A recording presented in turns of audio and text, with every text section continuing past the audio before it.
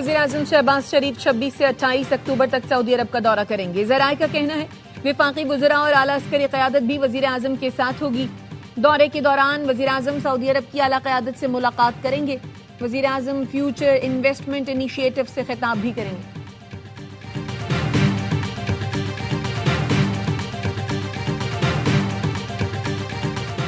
मुल्क की मईशत के लिए अच्छी खबर, सितंबर में करंट अकाउंट सरप्लस हो गया। स्टेट बैंक के मुताबिक सितंबर में करंट अकाउंट $11 करोड़ सरप्लस रहा। अगस्त में मुल्की करंट अकाउंट $32.5 करोड़ खसारे में था।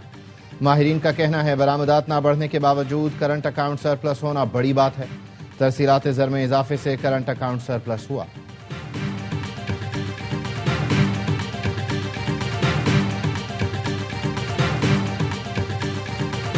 सैलाब आता है तो लोग पूरा साल रोते हैं। हमने रोना धोना नहीं मचाया। मैंने आपकी इज्जत नफ्स का ख्याल रखा, दुनिया के आगे हाथ नहीं फैलाया। दीपालपुर में सैलाब मुतासरीन में फ्लड कार्ड तकसीम करने की तकरीब से मरियम नवाज का खिताब। कहा हमने मुतासरीन को इज्जत के साथ घरों को वापस पहुंचाया। जब तक मैं हूं आपकी जानिब कोई मैली आंख से नहीं देख सकता।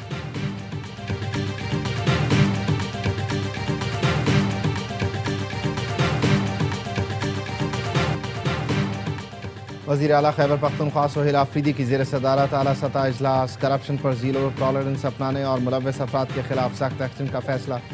ट्रांसफर पोस्टिंग के लिए सिफारिश कल्चर का खात्मा किया जाएगा। इजलास में फैसला किया गया सियासी बुनियादों पर गिरफ्तारियां बंद और आज़ादी इजहार का एहतराम किया जाएगा। खैबर पख्तूनख्वा पुलिस को जदीद असलहा, आलात और फंड फराहम किए जाएंगे।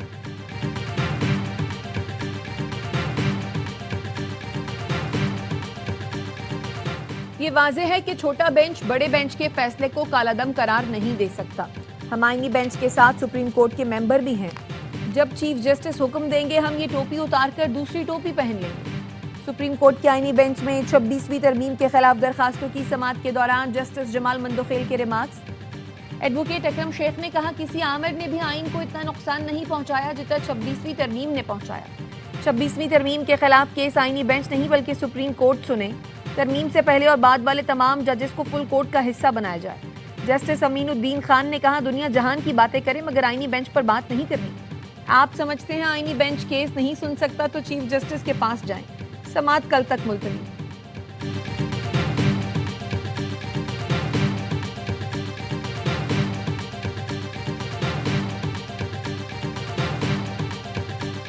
पाकिस्तान और अफगानिस्तान ने दहशतगर्दी के खात्मे पर इत्तेफाक किया। मुआहिदे का बुनियादी मकसद दहशतगर्दी का मसला ख़त्म करना है। मुआहिदे के बाद उम्मीद है दोनों मुल्क अच्छे ताल्लुकात के साथ आगे बढ़ सकेंगे।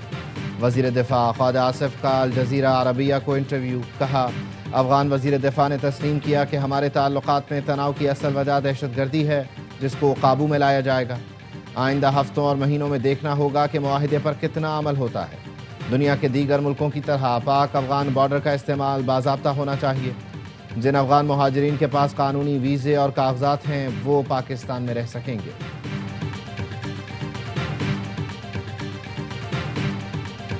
सऊदी अरब का पाकिस्तान और अफगानिस्तान के दरमियान जंगबंदी का खैर मकदम। सऊदी वजारत खारजा ने बयान में कहा सऊदी अरब तमाम इलाकाई और बैनुल-अक़वामी कोशिशों की हिमायत का अदा करती है जो अमन व इस्तेहकाम के फ़रोग़ के लिए की जा रही हैं। उम्मीद है दोनों मुल्कों के दरमियान सरहदी कशीदगी के खात्मे का ये इक़दाम पायदार अमन की राह हमवार करेगा।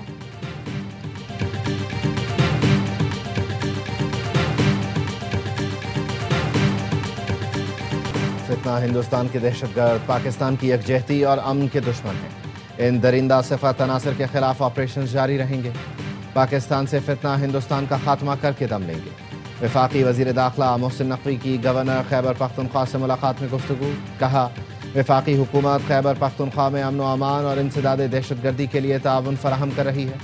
दहशतगर्दी के खिलाफ जंग में खैबर पख्तूनख्वा के आवाम की कुर्बानियों को कदर की निगाह से देखते हैं। फैसल करीम कुंडी ने कहा खैबर पख्तूनख्वा की तरक्की और खुशहाली के लिए क़याम अमन और दहशतगर्दों के खिलाफ इंटेलिजेंस बेस्ड ऑपरेशन नागुज़ीर हैं।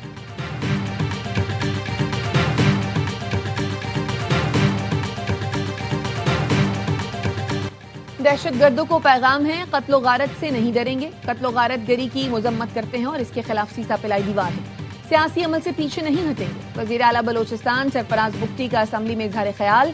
कहा लाहासिल जंग से तरक्की की रफ्तार रुकने के अलावा कुछ नहीं होगा। फोर्सेस के शाना बशाना खड़े थे और खड़े रहेंगे।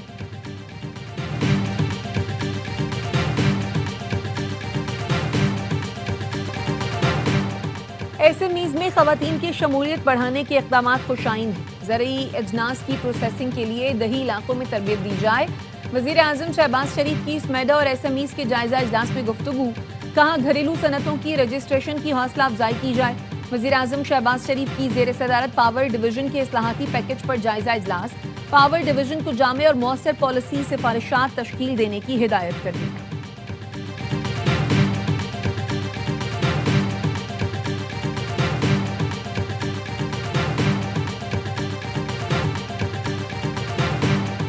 मुल्क में पेट्रोलियम मसनूआत की किल्लत का खदशा। सिंध इंफ्रास्ट्रक्चर डेवलपमेंट सेस के नफाज से पेट्रोलियम मसनूआत की KPT से क्लियरेंस में ताखीर। ऑयल कंपनीज एडवाइजरी काउंसिल ने वज़ीर आला सिंध को हंगामी तौर पर खत लिखकर आगाह कर दिया।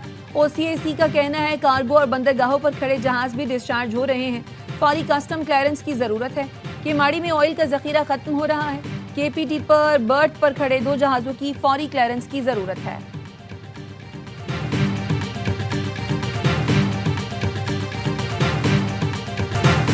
फैसला हो चुका है, खवारिज के हर सहूलतकार को अंजाम भुगतना होगा। खैबर पख्तूनख्वा की गुज़श्त और मौजूदा हुकूमत भी दहशतगर्दों की सहूलतकार है। बानी PTI का कहना है मुल्की सलामती की सूरत हाल के पेश नजर उन्हें रिहा किया जाए, जो हरगिज मुमकिन नहीं होगा। विफाकी वजीर रेलवे हनीफ अब्बासी की मीडिया से गुफ्तगू। विफाकी वजीर एहसन इकबाल ने कहा फील्ड मार्शल की क़यादत में अफवाज पाकिस्तान ने मार्का हक में तारीखी कामयाबी हासिल की। आज पूरी दुनिया में पाकिस्तान का वक़ार बुलंदियों को छू रहा है।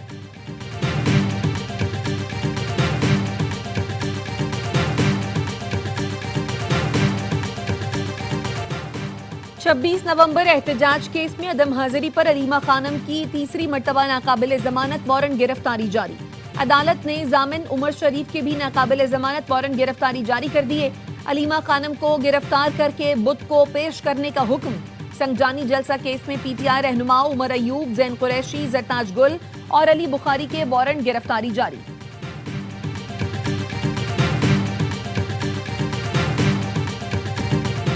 और जनूबी अफ्रीका के खिलाफ दूसरे टेस्ट में पाकिस्तान की बैटिंग जारी। कप्तान शान मसूद और अब्दुल्ला शफीक की निस्फ सेंचुरियां। अब्दुल्ला 3 चांस मिलने के बावजूद 57 रन बनाकर आउट हो गए। शान ने 87 रन बनाए। बाबर एक बार फिर नाकाम रहे। महाराष्ट्र की गेंद पर बाबर 16 रन पर पवेलियन लौट गए। इमाम 17 रन पर हिम्मत हार गए।